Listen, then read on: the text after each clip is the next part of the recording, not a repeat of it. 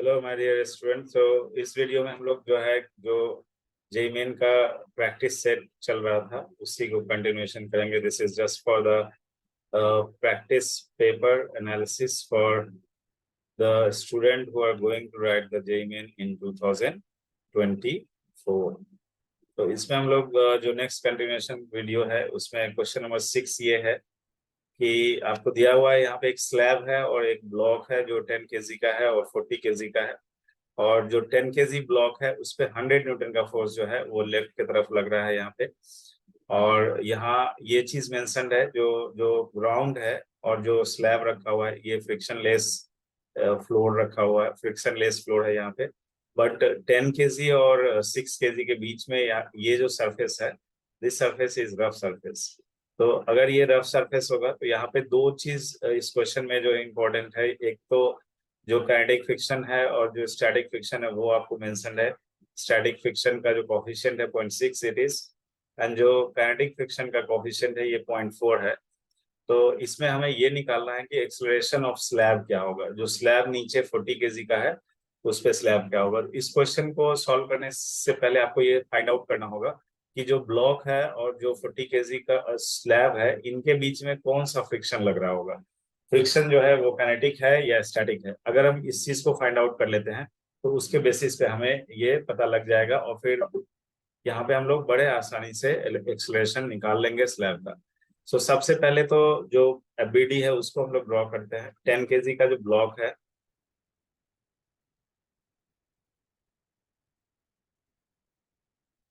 इस 10 केजी के ब्लॉक पे अगर आप फोर्स देखोगे तो एक लेफ्ट की तरफ फोर्स लग रहा है, दैट फोर्स इज 100 न्यूटन। और इस फोर्स के कारण से जो ये सरफेस है जो कि स्लैब और ब्लॉक के साथ लगा हुआ है, दैट फोर्स इसके साथ जो लगा हुआ है, यानी कि ये 40 केजी और 10 केजी के बीच में ये रफ सरफेस है। और इसके बीच में म्यू एस हमें दिया गया है और म्यू के दिया गया है। म्यू एस का वैल्यू 0.6 है और जो म्यू के है वो आपको 0.4, that value is 0.4। That means कि अगर 100 न्यूटन का फोर्स लग रहा है तो इस पर फोर्स किधर लग रहा हो, फ्रिक्शन फोर्स जो होगा वो इस डायरेक्शन में लग जाएगा। दैट फ्रिक्शन फोर्स जो होगा, अगर हम इसका लिमिटिंग वैल्यू निकालते हैं यानी मैक्सिमम फ्रिक्शन इस पे पॉसिबल है, वो जो स्टैटिक फ्रिक्शन तो वो इस पे लग जाएगा म्यू, जो स्टैटिक फ्रिक्शन का वैल्यू है। एंड देन नॉर्मल फोर्स इस पे जो लगेगा that will be N into G, M into G, यानी कि 10। और जो जी का वैल्यू यहाँ पे मेंशन किया गया है कि जी का वैल्यू हमें 10 लेना है, तो it is mu times of normal and that we can write here mu. Mu means mu S, here it is static and normal will be M G. तो म्यू फ्रिक्शन फोर्स जो इस पे लग रहा है स्टैटिक, मैक्सिमम जो friction force static लगेगा वो कितना लगेगा, तो म्यू एस का वैल्यू यहाँ पे 0.6, so if I'm result getting is yes 6.6, then the mass value we are having 10 and this was 60 Newton जो है हमारे पास स्टैटिक फ्रिक्शन है। बट अगर आप गौर से देखो तो जो ऊपर में 10 केजी का ब्लॉक रखा हुआ है इस पे 100 न्यूटन का फोर्स लग रहा है और फ्रिक्शन का जो मैक्सिमम वैल्यू उस पे लग रहा है स्लैब और ब्लॉक के बीच में वो 60 न्यूटन का। इट मीन्स कि जो एक्सटर्नल फोर्स इस पे लग रहा है, एक्सटर्नल फोर्स जो इस पे है वो एक्सटर्नल फोर्स का वैल्यू जो है जो ग्रेटर देन हो रहा है स्टैटिक फ्रिक्शन के वैल्यू से, तो यहाँ पे जो फ्रिक्शन होगा वो काइनेटिक हो जाएगा क्योंकि एक्सटर्नल फोर्स ज्यादा है। तो दैट मीन्स कि इट इज काइनेटिक फ्रिक्शन। गया कि काइनेटिक फ्रिक्शन होगा तो फिर काइनेटिक फ्रिक्शन के बेसिस पे आपको यहाँ पे काइनेटिक फ्रिक्शन का वैल्यू पहले फाइंड करना होगा and then we can find out कि जो ब्लॉक है उस पे जो फ्रिक्शन फोर्स लगेगा वो हम कैलकुलेट करेंगे एंड देन उसके बेसिस पे फिर स्लैब पे जो है 40 केजी पे निकालेंगे। तो let's have a look of this block is moving due to the external force 100 newton leftward and इस पे जो है काइनेटिक फ्रिक्शन लग जाएगा। This kinetic friction is mu K times of mg and the mu k value it is mentioned here 0.4 and the m is 10 and the g value we are considering 10, so it will be यहाँ पे ये जो है आपको 40 Newton आ जाएगा। That means कि इस पे जो 10 केजी वाले ब्लॉक पे 10 केजी वाले ब्लॉक पे जो फ्रिक्शन लग रहा होगा ये फ्रिक्शन किस पे लग जाएगा, तो इसका जो है हमें एक्चुअल में एक्सलेशन किसका निकालना था। अगर हम इस ब्लॉक का एक्सलेशन निकालते हैं तो इस ब्लॉक का हम एक्सलेशन निकाल सकते हैं, जो कि मेंशन नहीं है क्वेश्चन में, but let's suppose A1 is the acceleration.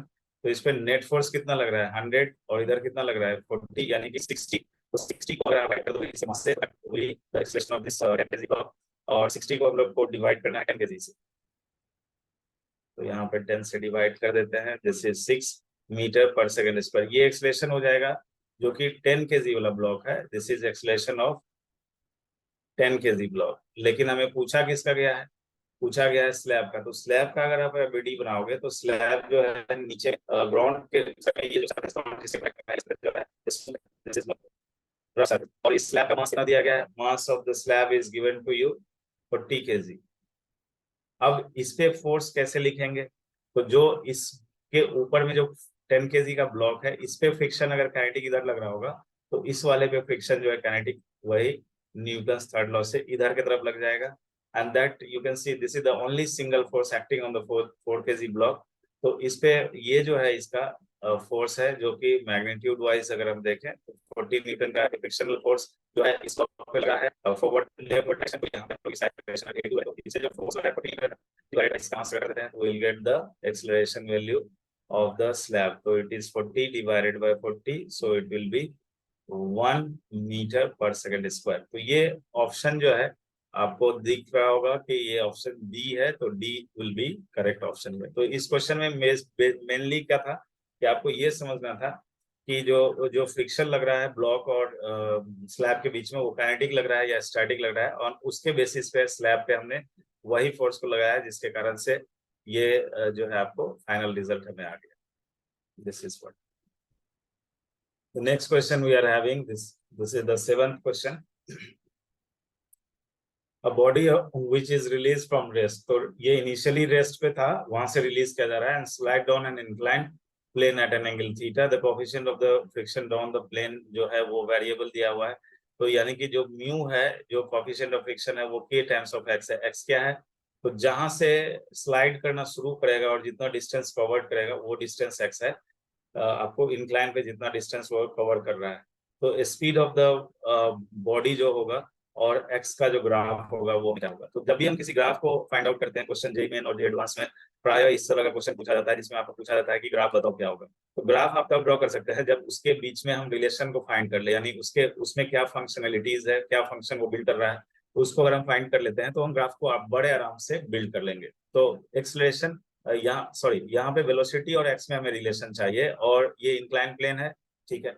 तो अगर हम इंक्लाइन प्लेन की बात कर रहे हैं, this is incline plane, here it is, let's suppose this angle is given to you theta, और इस इंक्लाइन प्लेन पे जो है कोई ब्लॉक है, ये आपको नीचे की तरफ आ रहा है, इसका मास मान लेते हैं m है। तो इस पे जो स्लाइडिंग फोर्स नीचे की तरफ लग रहा होगा वो लग जाएगा mg sin थीटा, और इस पे फ्रिक्शन ऊपर क्यों ऊपर लगेगा, ये नीचे तरफ है। तो अगर ये नीचे की तरफ है तो इसका इधर हो रहा है, डाउन द प्लेन हो रहा है, तो दैट मींस इस पे फ्रिक्शन जो होगा ये ऊपर की तरफ लग जाएगा। तो फाइनली इस पे आप देखो कि ये नीचे की तरफ आ रहा है, यानी कि इसका एक्सेलरेशन नीचे की तरफ होगा। तो एक्सेलरेशन रिलेट करता है या नेट फोर्स लिखना चाहे तो सेकंड ऑप्शन क्या लिखते हैं कि जो सेकंड फोर्स है वो तो है, और वो किसके बराबर होगा, mg sin theta minus friction के। तो that means we can write here this is mg sin theta is the resultant force minus frictional force will be the resultant force over here। अब फ्रिक्शनल फोर्स को हम लोग कैसे लिखेंगे, friction होता है this is mu times of m, तो mu times of normal होगा, और इस इंक्लाइन के कारण से जो नॉर्मल लग रहा होगा उसको बैलेंस कौन करेगा, mg cos थीटा बैलेंस करेगा। यानी कि यहाँ पे आप देख पा रहे हैं कि mg sin थीटा जो है वो mg कंपोनेंट है जो इंक्लाइन के पैरेलल है। तो दैट मींस यू कैन से हियर, यहाँ पे जो अगर हम फोर्स को दिखाते हैं तो इस पे जो mg फोर्स लग रहा है, इस mg का एक कंपोनेंट है इधर के तरफ mg sin थीटा, और दूसरा कंपोनेंट इधर के तरफ हो जाएगा जो हो जाएगा mg cos थीटा। एंड इस mg cos थीटा को कौन बैलेंस कर रहा होगा, इस इंक्लाइन का जो नॉर्मल होगा। दैट मींस कि अगर हम यहाँ म्यू टाइम्स ऑफ नॉर्मल लिखते हैं तो यहाँ पे हमें फ्रिक्शनल फोर्स मिल जाएगा। लेकिन म्यू तो यहाँ वेरिएबल है क्योंकि क्वेश्चन में दिया गया है म्यू ये जहाँ पे पॉजिटिव कांस्टेंट है और x क्या है, तो जहां से ये जो स्लाइड कर रहा है वहां से जितना नीचे गया होगा वो डिस्टेंस है x। तो मान लो यहाँ से स्लाइड स्टार्ट हुआ तो x जो ये नीचे गया होगा that is your x, distance here, x जैसे जैसे बढ़ाओगे म्यू का वैल्यू बढ़ेगा। तो यहाँ पे हम लोग इसको लिख सकते हैं दिस इज और नॉर्मल जगह लिखिए, नॉर्मल फोर्स क्या हो जाएगा, नॉर्मल हो जाएगा दिस इज के की जगह पे सॉरी म्यू की जगह पे के इंटू एक्स एंड नॉर्मल की जगह पे एम जी कॉस थीटा। तो यहाँ से ये फ्रिक्शनल फोर्स हमें मिल जाएगा और इस फ्रिक्शनल फोर्स को हम लोग इस जगह पे रखेंगे तो हमें यहाँ से आपको रिलेट करके एक्सेलरेशन आ जाएगा this is M G sine theta minus friction की जगह पे हम लोग यूज करेंगे K X into M G cos theta. अब एम जी कॉस थीटा और यहाँ जो एक्सप्रेशन था इसमें आपको एम का निकले तो दोनों का जो है लगा हुआ है तो एम जो है वो कैंसिल आउट हो जाएगा। दैट व्हाट यू कैन से हियर इज यहाँ पे भी m है तो ये m इसका m और इसका m कट जाएगा। फाइनली हमें एक्सप्रेशन आ जाएगा this is g sine theta minus of k into X and then g को अगर हम कॉमन लेते हैं तो k into X and then cos theta. तो थीटा तो आपका कांस्टेंट है और k भी कांस्टेंट है, g यहाँ वेरिएबल x वेरिएबल यानी एक्सेलेरेशन जो मिला this is actually function x। तो जब भी काइनेमेटिक्स में आपने ये पढ़ रखा होगा कि जब भी एक्सेलरेशन जो है काइनेमेटिक्स में ये अपने पर रखा होगा कि अगर एक्सेलरेशन यहाँ पे g क्या है कांस्टेंट, थीटा क्या है कांस्टेंट, k क्या है कांस्टेंट, x वेरिएबल, तो दैट मींस कि एक्सेलरेशन यहाँ पे हमारे पास जो आ रहा है ये फंक्शन। तो जब भी एक्सेलरेशन फंक्शन ऑफ x होगा तो उस केस में हम वेलोसिटी कैसे रिलेट करेंगे पोजीशन से, तो एक्सेलरेशन को चेंज करना होगा और आपको लिखना होगा एक्सेलरेशन क्या हो जाएगा v dv by dx। तो दैट मींस कि we can write acceleration as, acceleration का दो ही फॉर्म है लिखने के लिए, एक आप लिखते हैं एक्सेलरेशन को dv by dt और दूसरा फॉर्म लिखते हैं it is v dv by dx। यही दो फॉर्म है एक्सेलरेशन को आप ऐसे लिख सकते हो। तो दैट मींस कि only two form you are having to represent acceleration, one is dv by dt another is v dv by dx। तो यहाँ पे कौन सा लगाएंगे, तो फंक्शन x है तो इसलिए हम x वाला टर्म जो होगा जिसमें उसको लगाएंगे। तो यानी एक्सेलरेशन को हम लोग क्या करेंगे यहाँ पे v dv by dx and this is g, then we have sin theta minus kx cos theta। अब यहाँ से आपके पास दो वेरिएबल है, एक तो वेलोसिटी है और दूसरा फ्रिक्शन, दोनों को सेपरेट कर लेते हैं और दोनों को जो है सेपरेट कर लेते हैं और फिर उसको कैलकुलेट करके, तो यहाँ से आप इसको v dv और इधर जो है वो g और ये हो जाएगा साइन थीटा, यहाँ पे dx आ जाएगा इस तरफ से, इस द्वारा इसको इंटीग्रेट कर देंगे और फिर जो दूसरा टर्म हमें मिल रहा है वो k and then cos theta and then we have x dx आ जाएगा माइनस और k times of cos theta then we have x dx। इसको अब जो है आप दोनों तरफ इंटीग्रेट कर दो, तो यहाँ पे जो वेरिएबल है उसको बस हम लोग इंटीग्रेट करेंगे, जो कांस्टेंट है उसको बाहर रखेंगे। तो दैट मींस कि x आपका जो है रेस से स्टार्ट किया है तो इनिशियल वेलोसिटी जो है 0 है, उस पोजीशन पे हम मान लेते हैं कि ये जो है आपको पोजीशन जो है ओरिजिन पे at any general position x, इसका अगर वेलोसिटी मान लो कि v है तो ये आ जाएगा आपको this is what v square by 2, इसको हम लोग यहाँ से करते हैं v स्क्वायर बाय 2 और फिर फाइनली सिंप्लीफिकेशन है, this is not difficult one, you can easily do by your own also. v square by 2 इसको अगर इंटीग्रेट करेंगे तो ये x होगा और x माइनस 0 x ही होगा, तो it is g and then we have sin theta into x minus, यहाँ से इंटीग्रेट करेंगे तो ये हो जाएगा k and cos theta and it will be x square by 2। तो आप गौर से देखो कि जो v स्क्वायर है रिलेशन में हमारे पास जो आ रहा है ये इस तरह से आ रहा है 2t sin theta into x minus ये से वर्ड कटेगा तो इसका जो है ये आएगा आपको k cos theta x square, so it is k g cos theta and then x square. अब इसका नेक्स्ट स्टेप में जो है हम लोग इसको v को निकाल लेंगे कि it will be root under like this, तो रूट अंडर ये आ रहा है आपको and the final result what we are getting is this is g sin theta and then x minus it is kg cos theta and then x square। अब इसमें आप देख रहे हो कि वेलोसिटी जो है ये अगेन x के फंक्शन में है और ग्राफ भी आपको जो है v और x के बीच में हमें ड्रॉ करना है। तो this is all about you can say it is in this format some a constant into x minus some b constant into x square का ग्राफ है। और ये आप लोग जानते हैं कि ये जो है स्टैंडर्ड ग्राफ है जो कि ओरिजिन से स्टार्ट होगा और जो एक्स स्क्वायर का कोफिशिएंट है, क्योंकि एक्स स्क्वायर का जो कोफिशिएंट है वो नेगेटिव है तो इसके कारण से जो है ये कनकेव डाउनवर्ड ग्राफ होगा एंड प्रोजेक्टाइल की तरह ये जो है पैराबोलिक ग्राफ हो जाएगा आपको। तो पैराबोलिक ग्राफ यहाँ पे आपको ये ग्राफ तो स्ट्रेट लाइन का है, ये होगा नहीं, ये होगा नहीं, इसमें जो है इतना दूर स्ट्रेट लाइन है और ये स्ट्रेट लाइन का रिलेशन है ही नहीं, तो ये ग्राफ ऐसे कट गया। ये वाला पार्ट में पैराबोलिक कनकेव अपवर्ड है जो कि एक्स स्क्वायर का कोफिशिएंट पॉजिटिव होना चाहिए था, तो ऐसे भी ये पार्ट नहीं होगा, ये पार्ट नहीं होगा, तो इसलिए बच रहा है ये ग्राफ। तो ये ग्राफ हमें जो है यहाँ पे कनकेव डाउनवर्ड ग्राफ है और पैराबोलिक ग्राफ है, तो it will be in this format what we are getting, this is the result here we are getting, and इसके बेसिस पे हमें ये ग्राफ जो है ये रिजल्ट आ जाएगा। So this is all about the question. इसमें पूछा गया था आपको v और x के बारे में बताओ, जबकि इंक्लाइन प्लेन जो है उस पे कोफिशिएंट ऑफ फ्रिक्शन जो है वो वेरिएबल है। तो ये क्वेश्चन का जो स्टैंडर्ड है ये आप कह सकते हैं जे एडवांस स्टैंडर्ड का क्वेश्चन है। नॉर्मली जो है जेई मेन के क्वेश्चंस में जो है आपको 1 2 3 मिनट मैक्सिमम लगेगा, उससे ज्यादा का टाइम नहीं लगता है। तो जेई मेन का स्टैंडर्ड का ये नहीं था, एडवांस में था। Let's see the next question what we are having. इसमें दिया हुआ है particle is projected at the t0 with the velocity u and at an angle theta with the horizontal and the ratio of the tangential acceleration and the radius of curvature। तो radius of curvature जब भी हम लोग निकालते हैं किसी भी जगह पे, तो रेडियस ऑफ कर्वेचर का जो आपको फाइनल डिफिनीशन है वो ये है, जस्ट वेट हियर।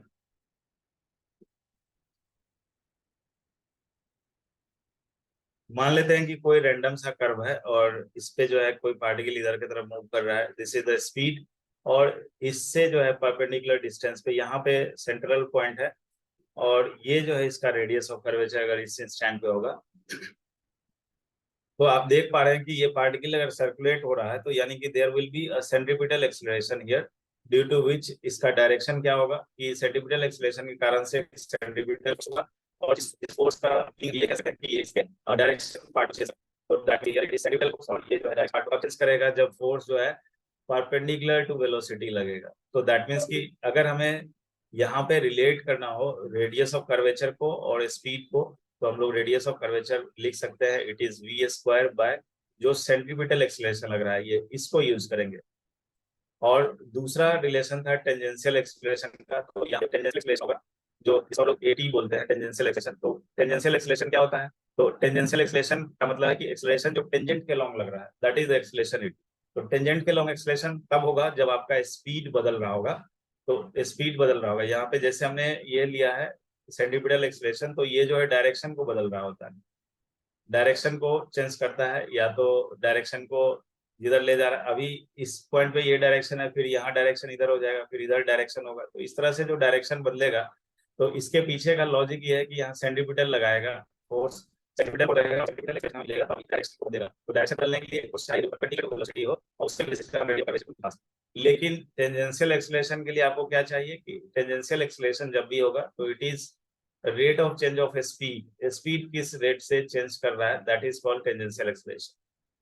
तो यहाँ पे इन दोनों का रेशियो हमें चाहिए कब, जब प्रोजेक्टाइल को प्रोजेक्ट किया जा रहा है यू स्पीड से एट एन एंगल थीटा। तो अगर आप डायग्राम को गौर से देखो, मान लेते हैं कि ये प्रोजेक्टाइल है जिसको यू वेलोसिटी से प्रोजेक्ट किया गया, और ये इस प्रोजेक्टाइल का आपको कहाँ पे निकालना है, ये टेंजेंशियल एक्सीलरेशन और ये दोनों हमें कहाँ निकालना है, ये दोनों आपको निकालना है पॉइंट ऑफ प्रोजेक्शन पे, जिस जगह पे पॉइंट ऑफ प्रोजेक्शन है उस जगह पे निकालना।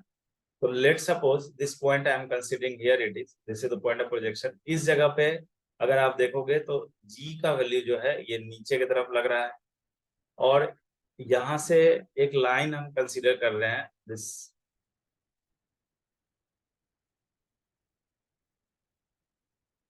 एक लाइन कंसीडर कर रहे हैं जो कि इस डायरेक्शन में है लेट सपोज, और ये लाइन जो है ये जो है परपेंडिकुलर टू यू है। परपेंडिकुलर टू यू का मतलब है कि अगर ये एंगल थीटा है, ये एंगल थीटा है, तो ये वाला एंगल क्या हो जाएगा, it will B 90 minus theta. और दूसरा एंगल जो है आपके पास ये वाला एंगल जो है क्या हो जाएगा, तो ये एंगल हमारा थीटा हो जाएगा। क्यों थीटा होगा, क्योंकि यहाँ से ये और ये 90 है और ये एंगल थीटा है, तो ये जी जो है इस एक्स एक्सिस पे जो है परपेंडिकुलर है, तो अगर ये 90 माइनस थीटा है तो ये भी थीटा होगा। अब जी का एक कंपोनेंट इधर जी कॉस थीटा लग रहा है, अब देख कि जी का दो कंपोनेंट यहाँ पे हमने निकाला है, एक जो कि जी कॉस थीटा है जो परपेंडिकुलर टू क्या है, यू पे परपेंडिकुलर, और दूसरा कंपोनेंट एक जी का होगा जो कि यू के पैरेलल यू के अपोजिट डायरेक्शन में लग रहा होगा, यानी कि इस डायरेक्शन में डायरेक्शन, तो डायरेक्शन में कितना हो जाएगा, जैसे जी साइन, यानी कि जी का जो वैल्यू हमें यहाँ पे मिला है उस वैल्यू को हमने यहाँ पे दो पार्ट में डिवाइड कर दिया, दो पार्ट में ले लिया, एक जो है जी कॉस थीटा और दूसरा जो है जी साइन थीटा। अब अगर हमें रेडियस ऑफ कर्वेचर चाहिए पॉइंट ऑफ प्रोजेक्शन पे, तो इस जगह पे, जिस जगह पे पॉइंट ऑफ प्रोजेक्शन किया जा रहा है, इस जगह स्पीड क्या है, u है, तो it is u square divided by, इस जगह पे सेंट्रीपिटल एक्सेलरेशन क्या है, तो ये जो एक्सेलरेशन आपको दिख रहा है सेंट्रीपिटल एक्सेलरेशन इस पॉइंट ऑफ प्रोजेक्शन पॉइंट, तो सेंट्रीपिटल एक्सेलरेशन हम लोग इसी यहाँ पे रेडियस ऑफ कर्वेचर जो हमारे पास है वो हो जाएगा this will B g cos theta. This is your equation 1। और इस जगह पे टेंजेंशियल एक्सेलरेशन की अगर हम बात करते हैं, तो टेंजेंशियल एक्सेलरेशन जो है आपका वो ये हो जाएगा, दिस इज जो स्पीड के that is d sin theta, तो ये हो जाएगा यहाँ पे d sin theta. So what we are having here it is this is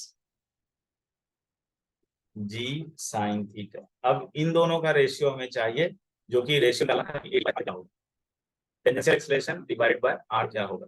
This was the acceleration. This was the ratio. It is asking you find the ratio of tangential acceleration and the radius of curvature at the point of projection. तो tangential acceleration जो है 80 है और r क्या है, radius of curvature है। इन दोनों को रिलेट करेंगे तो it is g sin theta and then divided by जो यहाँ से u square divided by g cos theta। तो इसको और सिंप्लीफाई करेंगे तो यहाँ से हो जाएगा it is g, यहाँ से ये g और एक g ऊपर चला जाएगा तो ये हो जाएगा g square and then sine theta then cos theta and then divided by u square. अब अगर आप 2 से मल्टीप्लाई करते हो, 2 से डिवाइड करते हो, तो ऊपर का जो ये वाला टर्म है, ये पूरा का पूरा टर्म है, ये टर्म हो जाएगा इस पे sin 2 थीटा, तो ये हो जाएगा sin 2 थीटा। उसको रिप्लेस करके आप यहाँ पे फाइनल रिजल्ट लिखेंगे, that will be it is g square then we have sin 2 theta and then divided by 2u square. So this will be your final result. Check out that any option we are having or not. So this is g square sin 2 theta. So it is g square sin 2 theta divided by ये option जो है ये इसका correct result हो जाए।